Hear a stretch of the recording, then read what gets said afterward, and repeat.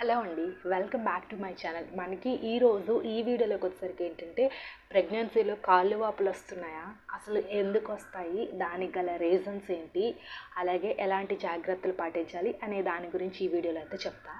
So ప్రెగ్నెన్సీలో చాలామందికి ఒక 40% ప్రెగ్నెంట్ ఉమెన్స్కి అయితే కాళ్ళు వాపులు అనేది చాలా కామన్గా వస్తూ ఉంటాయి. సో అది రావడానికి గల రీజన్స్ ఏంటో మనం ఇప్పుడైతే తెలుసుకుందాం. సో దానికి గల ఎక్స్ట్రా కేరింగ్ కూడా ఎలా ఉండాలో కూడా చెప్తాను. సో చివరి వరకు అయితే చూడండి. సో ప్రెగ్నెన్సీలో ఎలాంటి డౌట్స్ ఉన్నా సరే ఖచ్చితంగా కామెంట్ అయితే చేయండి. సో దానికి నేను వీడియోస్ అయినా చేస్తాను, లేకపోతే మీకు వెంటనే రిప్లై, అంటే నాకు ఫ్రీ టైం ఉంటే మీకు రిప్లై కూడా వెంటనే ఇస్తాను. సో మోస్ట్లీ మీరు అడిగిన డౌట్స్కి నేను ఖచ్చితంగా వీడియోసే చేయడానికి నేను టైంని అయితే పెడుతూ ఉంటాను. సో ఇప్పుడైతే మనం వీడియోలోకి అయితే వెళ్ళిపోదాం. అయితే ప్రెగ్నెన్సీలో మనకి అసలు లెగ్ స్విల్లింగ్ అంటారు. సో కొంతమందికి 4th మంత్ 5th మంత్ నుంచి స్టార్టింగ్ అయిపోతుంది. కొంతమందికి మనకి 3rd ట్రైమిస్టర్ అంటే 7, 8, 9 నెలలు వచ్చేసరికి ఆ టైంలో కొంతమందికి కాళ్ళు వాపులు అనేది వస్తూ ఉంటుంది. సో ఆ కాళ్ళు వాపులు వచ్చేటప్పుడు చాలా కేరింగ్గా ఉండాలి, లేకపోతే బేబీకి కూడా కొంచెం ప్రాబ్లం అవుతుంది, మీకు కూడా ప్రాబ్లం అనేది అవుతుంది. సో అయితే మెయిన్ రీజన్స్ ఏంటి, అసలు ఎందుకు వస్తాయో తెలుసుకుందాం. సో ప్రెగ్నెన్సీలో మనం ఎక్కువగా ఫోలిక్ యాసిడ్ ట్యాబ్లెట్స్ యూజ్ చేస్తూ ఉంటాం. డాక్టర్స్ ఖచ్చితంగా ఫోలిక్ యాసిడ్ ట్యాబ్లెట్స్ అనేది ఇస్తూ ఉంటారు. ఎందుకంటే బేబీకి ఎలాంటి జన్యుపరమైన లోపాలు రాకుండా, అంటే బర్త్ డిఫెక్ట్స్ అంటారు కదా, సో అలాంటి బర్త్ డిఫెక్ట్స్ రాకుండా ఉండాలంటే మనకి ఈ ఫోలిక్ యాసిడ్ ట్యాబ్లెట్స్ అనేది యూజ్ చేయమంటారు. సో అలా ఫోలిక్ యాసిడ్ ట్యాబ్లెట్స్ యూజ్ చేసేటప్పుడు మనకి కాళ్ళు వాపులు అనేది ఖచ్చితంగా వస్తాయి. అది ఫస్ట్ థింగ్, అది గుర్తుపెట్టుకోండి. అండ్ సెకండ్ వన్ వచ్చేసరికి ఏంటంటే, మీకు ప్రెగ్నెన్సీ కంటే ముందు బిఫోర్, అంటే మీరు ప్రెగ్నెన్సీ కన్సీవ్ కాకముందే మీకు హార్ట్ ప్రాబ్లమ్స్ కానీ కిడ్నీ ప్రాబ్లమ్స్ ఉన్నా కానీ, ఈ 2 ప్రాబ్లమ్స్ ఉండే వాళ్ళకి మీకు ప్రెగ్నెన్సీలో కాళ్ళు వాపులు అనేది చాలా కామన్గా వస్తాయి. సో బిఫోర్ ప్రెగ్నెన్సీ వాళ్ళకి హార్ట్ ప్రాబ్లమ్స్ కానీ కిడ్నీ ప్రాబ్లమ్స్ కానీ ఉండే వాళ్ళకి ఈ కాళ్ళు సమస్యలు, అంటే కాళ్ళు వాపులు అనేది ఎక్కువగా వస్తాయి. అది second one. And third one వచ్చేసరికి ఏంటంటే, మనకి ప్రెగ్నెన్సీలో ఎవరికైతే బ్లడ్ 7% కంటే తక్కువగా ఉంటుందో వాళ్ళకి మనకి కాళ్ళు వాపులు వచ్చే ఛాన్సెస్ అనేది ఎక్కువగా ఉంటుంది. సో బ్లడ్ అనేది కామన్గా తగ్గిపోతుంది, అంటే ప్రెగ్నెన్సీ కన్ఫర్మ్ అయ్యాక సో మన బ్లడ్డే కదా బేబీగా మారుతుంది. సో దానివల్ల మనకి బ్లడ్ అనేది కొంచెం కొంచెం తగ్గుతూ ఉంటుంది. సో అలా తగ్గేటప్పుడు మనకి ఖచ్చితంగా వాటర్, అంటే మన కాళ్ళల్లో నీళ్లు చేరడం అంటారు, దాన్నే కాళ్ళు వాపులు అంటారు. సో మనకి ఈ 3 కారణాల వల్ల మెయిన్ రీజను మనకి కాళ్ళు వాపులు అనేది వస్తాయి. ఏంటి, బ్లడ్ తక్కువగా ఉండడం వల్ల, and folic acid tablets use చేయడం వల్ల, అండ్ నెక్స్ట్ బిఫోర్ ప్రెగ్నెన్సీలో ఎవరికైనా హార్ట్ ప్రాబ్లం కానీ కిడ్నీ ప్రాబ్లమ్స్ కానీ ఉండే వాళ్ళకి మనకి ఈ కాళ్ళు వాపుల సమస్య అనేది ప్రెగ్నెన్సీలో చాలా కామన్గా వస్తుంది. సో అది. అండ్ ఇంకొక ప్రాబ్లం ఏంటంటే, కొంతమందికి ప్రెగ్నెన్సీలో హార్మోన్స్ చేంజెస్ వల్ల, సో ప్రెగ్నెన్సీలో మనకి టెస్టోస్టెరాన్, ఈస్ట్రోజన్, ప్రొజెస్టెరాన్ అనే హార్మోన్స్ అనేది ఎక్కువగా రిలీజ్ అవుతూ ఉంటుంది. సో కొంతమంది ఏంటంటే, మన బామ్మల కాలంలో కడుపులో బేబీ గర్ల్ ఉంటే కాళ్ళు వాపులు వస్తాయి అంటారు. అయితే దీనికి సైంటిఫిక్ రీజన్ ఎక్కడా లేదు. సో మన బామ్మలు అమ్మమ్మలు అంటూ ఉంటారు కదా, కాళ్ళు వాపులు ఎక్కువగా వస్తే బేబీ గర్ల్ పుట్టే ఛాన్సెస్ అనేది ఎక్కువగా ఉంటుంది అంటారు. సో దీనికి చెప్పాను కదా, సైంటిఫిక్ రీజన్ లేదు. సో అది కూడా ఒక రీజన్ అవ్వచ్చు. సో ప్రెగ్నెన్సీలో హార్మోన్స్ ప్రాబ్లమ్స్ వచ్చినా సరే కాళ్ళు వాపులు వస్తాయి.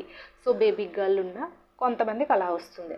అయితే మనం ఎలాంటి కేర్ తీసుకోవాలి, ఎలాంటి జాగ్రత్తలు తీసుకుంటే మనకి ఎలాంటి ప్రాబ్లం రాదో ఇప్పుడైతే చెప్తా.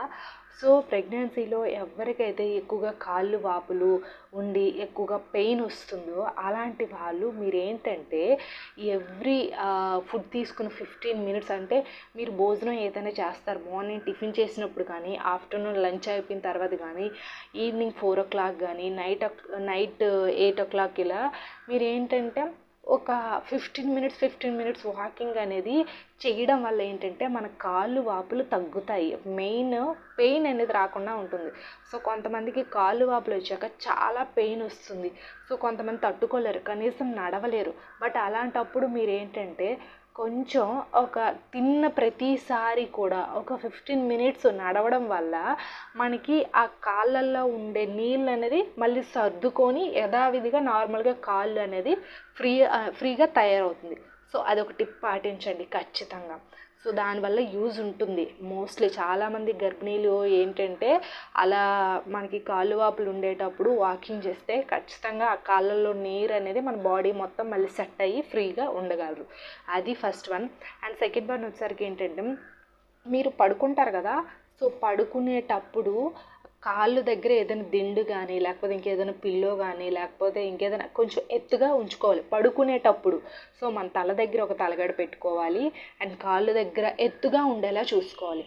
అలా చేసుకోవడం వల్ల కూడా మనకి ఏంటంటే బ్లడ్ కానీ వాటర్ కానీ కాళ్ళల్లోకి వెళ్ళకుండా కొంచెం మనకి అటు నుంచి ఇటు వస్తుంది. కొంచెం అప్పుడు ఎలాంటి పెయిన్ రాదు, కొంచెం రిలీఫ్గా ఉంటుంది. సో పడుకునేటప్పుడు కూడా కాళ్ళ దగ్గర దిండు పెట్టుకోవాలి, అదొకటి second one. And third one వచ్చేసరికి ఏంటంటే మీరు ఏదైనా కుర్చీలో కూర్చున్నా కానీ మంచం పైన కూర్చున్నా కానీ కాళ్ళ కింద చిన్న స్టూల్స్ ఉంటాయి కదా, చిన్న చిన్న పీటలు స్టూల్స్, అవి పెట్టుకోవాలి. చాలామంది చైర్లో కూర్చునేటప్పుడు అలానే కూర్చుండిపోతారు, మంచం మీద కూర్చుని అలానే కూర్చుంటారు. సో అలా కూర్చునేటప్పుడు మీరు ఏం చేయాలంటే కాళ్ళ కింద ఒక చిన్న స్టూల్ పెట్టుకోండి. ఎందుకంటే కొంచెం ఎత్తుగా ఉంటే మీకు మళ్ళీ ఈ కాళ్ళల్లో నీరు చేరడం అనేది రాకుండా ఫ్రీగా ఉంటుంది. సో అలా మీరు ఎత్తుగా పెట్టుకోకపోతే మీకు మళ్ళీ కాళ్ళు ఎక్కువగా నీరు చేరి కొంచెం మళ్ళీ వాపులు ఎక్కువగా తయారవుతాయి. కాబట్టి కూర్చునేటప్పుడు మాత్రం ఖచ్చితంగా స్టూల్స్ పీటలు ఇలాంటివి పెట్టుకోండి, అది ఒకటి ట్రై చేయండి. అండ్ నెక్స్ట్ వన్ వచ్చేసరికి ఏంటంటే మీకు పడుకునేటప్పుడు లెఫ్ట్ సైడ్ తిరిగి పడుకోండి. ఇలా పడుకోవడం వల్ల ఏంటంటే మన బాడీలో రక్త ప్రసరణ బాగా మెరుగుపడి కాళ్ళ నుంచి రక్త ప్రసరణ గుండెకి చేరి మళ్ళీ శరీరం మొత్తం వెళ్తుంది. అలాంటప్పుడు కూడా మనకి ఈ కాళ్ళు వాపులు అనేది రాకుండా చేస్తుంది. కాబట్టి పడుకునేటప్పుడు కూడా మీరు లెఫ్ట్ సైడ్ తిరిగి పడుకుంటే కాళ్ళు వాపులు రాకుండా కొంచెం ఫ్రీగా ఉంటుంది. అండ్ నెక్స్ట్ వన్ వచ్చేసరికి ఏంటంటే కొంచెం వేడి నీళ్ళు స్నానం ఇలాంటివంతా చేయాలి. అలా చేసినా సరే మనకి ఈ కాళ్ళు వాపులు అనేది రాకుండా చేస్తుంది. సో ఇలా చిన్న చిన్న టిప్స్ అనేది పాటించాలి. సో కొంతమంది ఏంటంటే వేడి నీళ్ళు ఆవిరి పెడుతూ ఉంటారు. అలా పెట్టడం వల్ల కూడా ఆ కాళ్ళల్లో ఉండే నీరు అనేది మళ్ళీ మన బాడీలోకి వెళ్ళి సెట్ అవుతుంది. సో అంటే కాపడం పెట్టుకుంటారు కదా, సో అలా కాపడం పెట్టుకోండి. మీకు వీలున్నప్పుడు ఫ్రీ టైంలో అలా పెట్టుకోండి. సో అంటే వాకింగ్ చేయడం, పడుకునేటప్పుడు కాళ్ళ దగ్గర ఏదైనా దిండు పెట్టుకోవడం, అండ్ చైర్లో కానీ మంచం పైన కానీ కూర్చునేటప్పుడు కిందన ఒక స్టూల్ పెట్టుకోవడం, అండ్ నెక్స్ట్ మీరు పడుకునేటప్పుడు లెఫ్ట్ సైడ్ తిరిగి పడుకోవడం. అండ్ నెక్స్ట్ వన్ వచ్చేసరికి ఏంటంటే మీరు అలానే ఏదైనా ఒక కుర్చీలో కానీ ఏదైనా సిస్టమ్ ముందు కానీ ఏదైనా మీరు అలా కూర్చోకూడదు. సో ఎక్కువ గంటలు కూర్చోవడం వల్ల కూడా మనకి ఈ కాళ్ళల్లో నీరు చేరిపోతుంది. సో చాలా కేరింగ్గా ఇప్పుడు నుంచి చెప్పిన టిప్స్ పాటిస్తే మీకు కొంతవరకు ఈ లెగ్ స్వెల్లింగ్ అనేది రాదు, కొంచెం తగ్గుతుంది, పెయిన్ కూడా రిలీఫ్ అవుతుంది. ఐ హోప్ ఈ వీడియో మీకు నచ్చింది అనుకోండి, ఖచ్చితంగా లైక్ చేయండి. అసలు కారణాలు ఏంటి, ఎందుకు వస్తుంది కాళ్ళు వాపులు అని చెప్పాను. సో ఎలాంటి టిప్స్ పాటిస్తే మీకు కాళ్ళు వాపులు తగ్గించుకోవచ్చు అని కూడా చెప్పాను. సో ఈ రెండు మీరు తెలుసుకున్నారు కదా. సో ఖచ్చితంగా వీడియోని లైక్ చేయండి. అలాగే ప్రెగ్నెన్సీ వీడియోస్ కోసం ఖచ్చితంగా మన ఛానల్ని సబ్స్క్రైబ్ చేసి ఆ సపోర్ట్ నాకైతే ఇవ్వండి. మీరు ఆ సపోర్ట్ ఎంకరేజ్మెంట్ ఇస్తారనైతే నేనైతే కోరుకుంటున్నాను. Thanks for the watching this video.